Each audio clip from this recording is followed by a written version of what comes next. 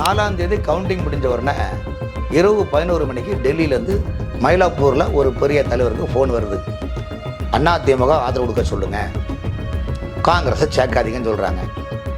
உடனே அந்த மயிலாப்பூரில் இருக்கிற அந்த மனிதர் நடிகை திரிஷாவுக்கு ஃபோன் பண்ணி சொல்கிறாங்க, இது பேரெலாம் இதை பார்த்துடுங்க, காங்கிரஸை சேர்க்காதீங்க. காங்கிரஸை நீங்கள் சேர்த்து அவங்களுக்கு முக்கியத்துவம் கொடுத்துட்டீங்கன்னா ஜார்க்கண்டு, டெல்லி ஆம் ஆத்மி அரவிந்த் கெஜ்ரிவால், அதே போல் ஆந்திரா பழைய ராஜேஸ்வர ரெட்டிய மகன் ஜெகன்மோகன் ரெட்டிக்குடைய நிலைப்பாடை நீங்கள் பார்த்துருங்க என்று சொல்லி பண்ணுறாங்க. கேபி முனுசாமி சொல்கிறாரு கூட்டணி இல்லைன்னு சொல்கிறாங்க. அப்போ வேலுமணி அண்ணா என்ன சொல்கிறாருன்னா, ஒரு குறிப்பாக சில ஆட்கள்லாம் அங்கே பாருங்கள் வெளியே இருந்து ஆதரவு கொடுக்கும் இங்கே சொல்கிறாங்க டெல்லியில், அவங்க உள்ளே போய் சாப்பிடுவாங்க. முன்னாள் முதல்வர் ஸ்டாலின்கிட்ட அவங்களோட கம்யூனிட்டி என்னங்க இந்த மாதிரிலாம் இருக்கும்போது அவங்க ஒரு ஐடியா கொடுக்குறாங்க. இப்போ பாருங்கள் நம்ம ரெண்டும் ஆட்சி அமைப்போம்னு சொல்கிறாங்க. அந்த ஆட்சி அமைக்கிறதுக்கு தூதராக இருந்து ரஜினிகாந்த் சந்திச்சார் பேப்பரில் வந்து பார்த்தீங்களா, அது வந்து டெல்லியுடைய இன்ஸ்ட்ரக்ஷன் பிரகாரம் ரஜினி வந்து சந்திக்கிறாரு. பட் எது எப்படியாக இருந்தாலும் தமிழ்நாட்டை பொறுத்த வரைக்கும் திமுக மட்டும்தான் ஆட்சி அமைக்கணும், இன்னொரு ஆளை புதுசாக வரக்கூடாது என்பதில் ரெண்டு கட்சியும் தெளிவாக இருக்கிறதுனால இப்போ என்ன ஐடியா பண்ணுறாங்கன்னா, இன்னும் 2 ஆண்டுகளுக்கு தேர்தல் வைத்தால் விஜய் 150 சீட்டில் வெற்றி பெற்றுவார். மக்களுடைய மனநிலை அப்படி இருக்குது. அதனால தான் இது அப்படி பட்டும் படாமலும் தொட்டும் தொடாமலும் இருக்கணுமா, அல்லது விஜயா ஆட்சியில் உட்கார வச்சுக்கிட்டு சபாநாயகர் பதவி நம்ம டீல் பண்ணுவோம்.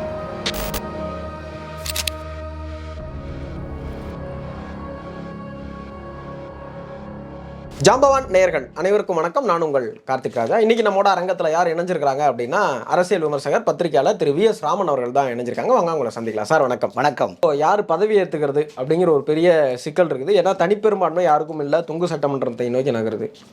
இப்போ அண்மையில் 2 நாளைக்கு முன்னாடி சோசியல் மீடியாவில் அது வதந்தின மறுக்கப்பட்டிருக்கு. 2 கட்சிகளாலுமே மறுக்கப்பட்டிருந்தாலுமே கூட திரும்பவும் அந்த செய்தி வந்து ஊடகங்களில் பார்த்துட்டே இருக்கும். அதிமுகவும் திமுகவும் கூட்டணி அமைத்து ஆட்சி அமைக்க போகிறதாக ஒரு தகவல் வருது.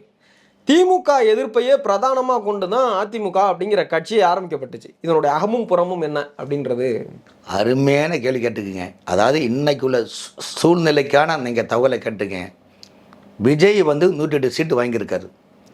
விஜயுடைய சார்பில் வெற்றி பெற்ற ஆட்கள் எல்லாமே புது தலைமுறைகள், இளம் தலைமுறைகள். அடுத்த கட்டம் என்ன செய்யணும் அவங்களுக்கு எதுவுமே தெரியாது, அந்த இதில் பயணிக்கிறாங்க. இதில் பிரச்சனை என்னென்னா, 4ஆம் தேதி கவுண்டிங் முடிஞ்ச உடனே இரவு 11 மணிக்கு டெல்லியிலேருந்து மயிலாப்பூரில் ஒரு பெரிய தலைவருக்கு ஃபோன் வருது. அதிமுக ஆதரவு கொடுக்க சொல்லுங்கள், காங்கிரஸை சேர்க்காதீங்கன்னு சொல்கிறாங்க. உடனே அந்த மயிலாப்பூரில் இருக்கிற அந்த மனிதர் நடிகை திரிஷாவுக்கு ஃபோன் பண்ணி சொல்கிறாங்க, இது பேரெலாம் இதை பார்த்துடுங்க, காங்கிரஸை சேர்க்காதீங்க.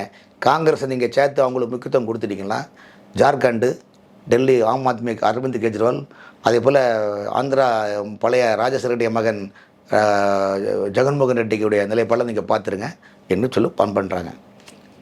இந்த நேரத்தில் அதிமுக அதில் உள் காரணத்தை சொல்கிறாங்க. அதிமுக என்ன பண்ணுன்னா, வெளியிருந்து ஆதரவு கொடுக்கலாம்னு இருக்கும்போது கேபி முனுசாமி முன்னாள் அமைச்சர் சட்டமன்ற தேர்தலில் தோல்வி அடைகிறாரு. தோல்வி அடைஞ்சோன்னா அவர் என்ன பண்ணுறாரு, ஆஹா தோல்வி அடைஞ்சிட்டோமா, ரைட்டு, இனிமேல் நம்ம என்ன பண்ணோம், எடப்பாடிகிட்ட சொல்லி வெளி ஆதரவும் கொடுக்கணும், ஒன்றும் கொடுக்கணும், சைலண்டாக இருப்போன்னு ஆச்சு. அப்போ சைலண்டாக இருக்கும்போது அவங்கள ஆட்சி அமைக்கணும். 4 நேரம், அதாவது பதவி ஏற்கிற வரைக்கும் செகண்டு நிமிடம் மணி. அப்போ இதை பார்க்கும்போது காங்கிரஸ் என்ன கொடுக்குன்னா, நாங்கள் ஆதரவு தரணும், அவங்க ப்ரெஸ் ரிலீஸ் பண்ணிட்டாங்க. காங்கிரஸ் ஆதரவு கொடுத்தோன்னா டெல்லி பிஜேபி டென்ஷன் ஆகுது. டெல்லி பிஜேபி ஏன் டென்ஷன் ஆகுன்னா, வட மாநிலங்கள் முழுவதும் காங்கிரஸே அங்கங்கே மூடு விழா நடத்திட்டே இருக்கிறாங்க. அப்படிங்கின்ற போது 5 எம்எல்ஏக்களை வச்சு ஒரு மந்திரியும் அதில் கொடுத்துட்டிங்கன்னா காங்கிரஸ்னு வேறுவணும். இந்த நேரத்தில் திமுக என்ன நினைக்கிறேன்னா, எவ்வளோ கோடி எங்கிட்ட பணம் வாங்கினீங்க, மில்ஸ் எம்பி கொடுத்துருக்கோம், உள்ளாட்சித்துறையிலையும் கணிசமான சீட்டை நாங்கள் கொடுத்துருக்கோம், இப்போ வந்து நன்றி கடத்தனமாக நீங்கள் போயிட்டீங்களே, இது எந்த விதத்திலாம் இந்த சூழ்நிலை இருக்குது. அப்போ திமுக என்ன நினைக்கிறேன்னா, தாவேக மேலே கோபத்தில் இருக்குது. தாவேக மேலே கோபத்தில் என்னென்னா, முதலமைச்சராக இருந்தவருடைய மருமகன் அவர் பணத்தில் குறியாக இருப்பார், அவருடைய இன்னொருத்தர் துணை முதலமைச்சராக இருந்தவர் அதிகாரத்தில் குறியாக இருக்கின்றக்கூடியவர். இப்படி திமுக குடும்பத்தில் 5 இடத்துல அதிகார மையம் இருக்கின்ற போது போலீஸ் வாபஸு எல்லாம் கன்வாய் வாபஸ் எல்லாம் வாபஸ் ஆனவரனை பார்த்தா, அந்த காலத்தில் ஜெயலலிதா என்ன பண்ணுவாங்கன்னா, முதலமைச்சர் இருக்கிற போது காலைல நம்ம பேப்பரை பார்ப்பாங்க எல்லா மந்திரியும். ஏன் பார்க்கணும், மந்திரி இருக்கா இல்லையா பார்த்துட்டு வெளியில் போலீஸ் நிற்க தான் பார்ப்பாங்க. ஏன்னா போலீஸ் வெளியே போயிட்டாங்கன்னா மந்திரி இல்லைன்னு அர்த்தம். ஸோ அந்த மாதிரி ஒரு நிலைப்பாடு ஜெயலலிதா பேரில் இருந்தது. அதே போல் முதலமைச்சர் ஸ்டாலின் அவர்கள் இவ்வளோ பதவியில் இருந்துட்டு இன்னைக்கு எல்லாமே இல்லும்போது அந்த டென்ஷன் அந்த ஒரு சாதாரண தொழிலா சுயரங்கள் இருக்குது. இந்த நேரத்தில் என்ன பண்ணுறாங்கன்னா, கேபி முனுசாமி சொல்கிறாரு கூட்டணி இல்லைன்னு சொல்கிறாங்க.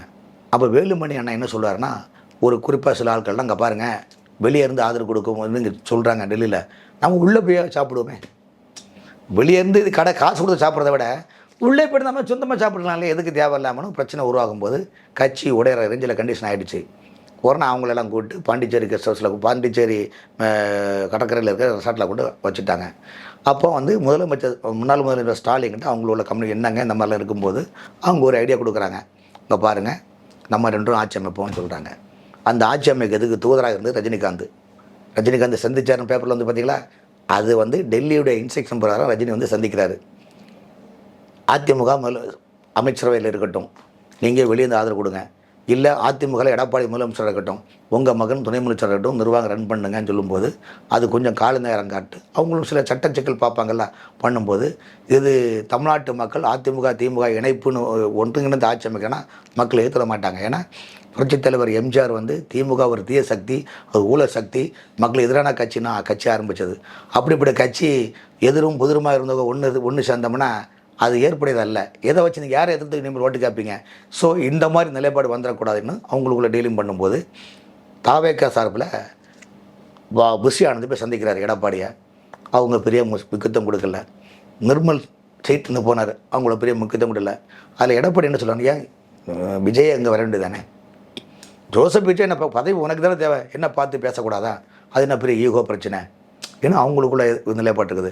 பட் எது எப்படியாக இருந்தாலும் தமிழ்நாட்டை பொறுத்த வரைக்கும் திமுக மட்டும்தான் ஆட்சி அமைக்கணும், இன்னொரு ஆளை புதுசாக வரக்கூடாது என்பதில் ரெண்டு கட்சியும் தெளிவாக இருக்கிறதுனால இப்போ என்ன ஒரு ஐடியா பண்ணுறாங்கன்னா, நாங்கள் திமுக ஆட்சி அமைக்கும், ஆனால் நாங்கள் சொல்கிற கண்டிஷன் நீங்கள் கேட்கணும். திமுக அசைன்மெண்ட் கொடுக்குது.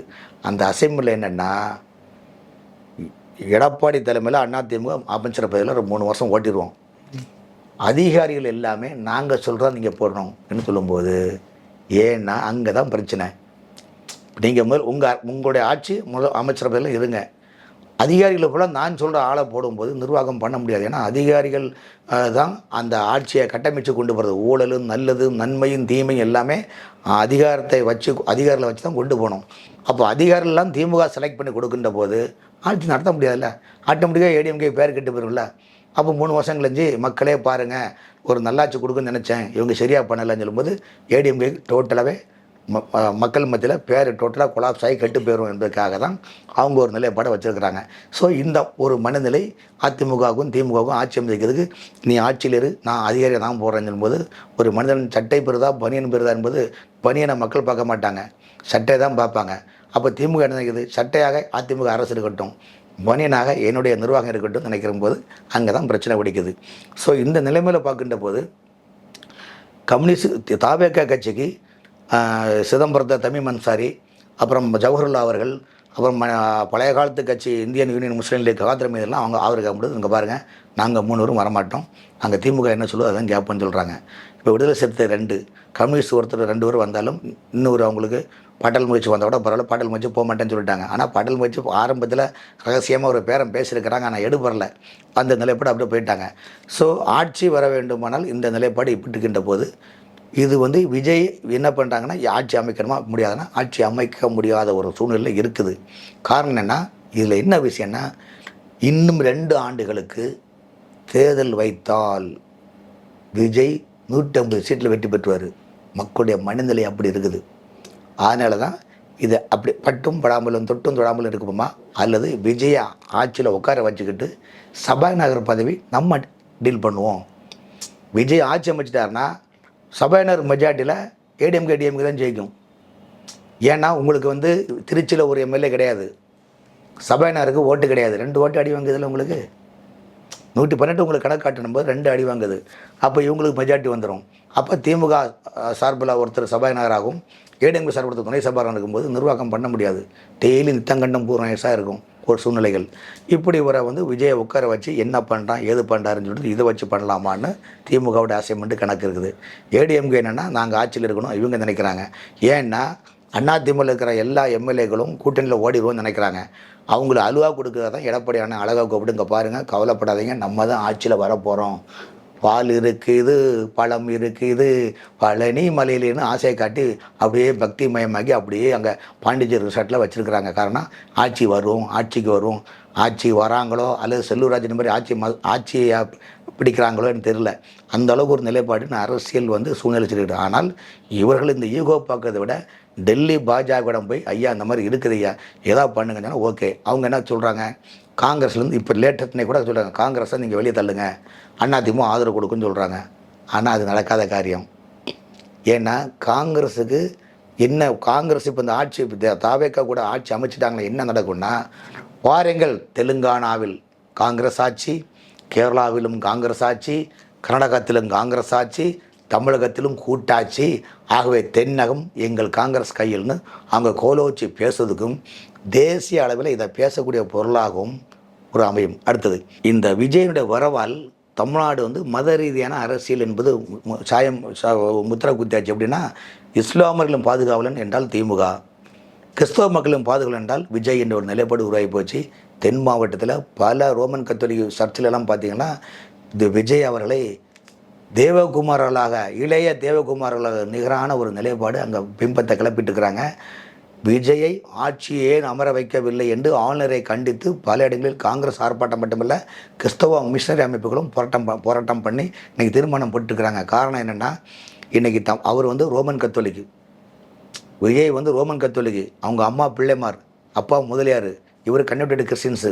இப்போ தெரியுதா பெரம்பூரை ஏன் அவர் செலக்ட் பண்ணார்னா, பெரம்பூரில் 80,000 ஆர்சி ஓட்டு இருக்குது, ஆர்சி சமுதாய ஓட்டு.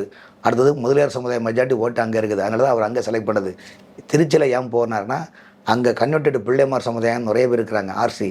ஸோ அங்கே ஒரு நிலைப்பாடு. இதில் எங்கேயாவது சமூக நீதி இருக்குதா? இல்லை. எல்லா எம்எல்ஏ எலெக்ஷனும் எம்பி எலெக்ஷனும் உன் ஜாதிகாரன் எவ்வளோ இருக்கிறான், உன் மதத்தை எவ்வளோ, இதுதான் ஓட்டு. அதனால் விஜயோடைய நிலைப்பாடு என்ன, மக்கள் மத்தியில் திமுக என்ன பண்ணுன்னா, ஒரு தவறான ஒரு பிம்பத்தை கிளப்பி பிரச்சாரம் பண்ணிகிட்டே இருக்குது. பாருங்கள், இந்த மாதிரி இது பண்ணும்போது ஹெலிபேடு கேட்குறாரு, அப்போ ஹெலிகாப்டரில் நீலாங்கலேருந்து ஹெலிகாப்டரில் இவர் வருவாரா, மக்கள் இருக்க மாட்டாரா? அப்போ இவரே இப்படி பண்ணால் தொண்டன் என்ன பண்ணுவான்? ஒரு எம்எல்ஏ கத்தியை வச்சு இது கேட்க வெட்டுறான், இன்னொரு எம்எல்ஏ பீரை அடிச்சுட்டு ரோட்டில் இது பண்ணுறான், இன்னொரு எம்எல்ஏ இது பண்ணிட்டு அட்டியானியம் பண்ணுறான். அப்படி பாலியல் பிரச்சனை, ஏகப்பட்ட டெய்லி பிரச்சனை போது விஜய்க்கு பேர் இப்படி ஒரு கெட்டு மக்கள் மத்தியில் ஐயோ இவன் நிறையா நல்லவர் நினச்சி போட்டால் இந்த மாதிரி பிரச்சனை ஆச்சுன்னா மக்களே இவர் வேண்டாம் என்ற நிலைப்பாடு கொண்டு வரட்டும் என்ற நிலைப்பாடும் ஒரு 6 மாதத்தில் இப்படி நடக்கட்டும் நடந்து, அதுவும் திமுக மைண்ட் செட்டப்பில் இருக்குது. ஸோ இப்படிப்பட்ட நிலைமையில் ஆட்சியில் அமர வைத்தால் இவர் 6 மாதம் வச்சுக்கிட்டு நம்ம வந்து என்னென்ன டேமேஜ் பண்ணுமோ 2 செல்லம் பண்ணிக்கலாம் என்பது திமுக ஒரு சைடு, அதிமுக சைடு நிலைப்பட்டுக்கின்றது. ஆனால் அதிமுகவுடைய கட்டாயம், எடப்பாடி கட்டாயம்னா, ஆட்சியில் உட்காந்துட்டோம்னா நம்ம இந்த எம்எல்ஏக்களை சரி பண்ணிடலாமே, கோஷ்டி பஸ் இல்லாமல் ஆக்கலான்னு அந்த மனதில் இருக்குது. ஆனால் அதுக்கு என்ன பிரச்சனைனா, திமுக போடுற கண்டிஷன் அதிகாரிகளை நான் தான் போடுவேன்னு சொல்கிறாங்க.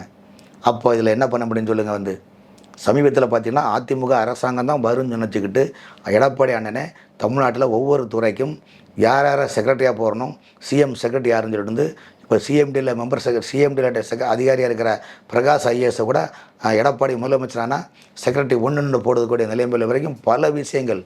அதே மாதிரி 2 நாளாக கூட திரிஷா வீட்டில் ஐஏஎஸ் ஐபிஎஸ்கள் குமிஞ்சிட்டு இருக்கிறாங்க, நல்ல பதவி வேணும்னு சொல்லிட்டு எப்படிலாம் இருக்குது பாருங்கள். அப்போ அதிகார மையம் எங்கே வேணாலும் வரதான் போகுது. ஆனால் யாரும் மக்களுக்கு என்ன செய்வாங்கன்னா, கடன் அதிகமாக இருக்குது.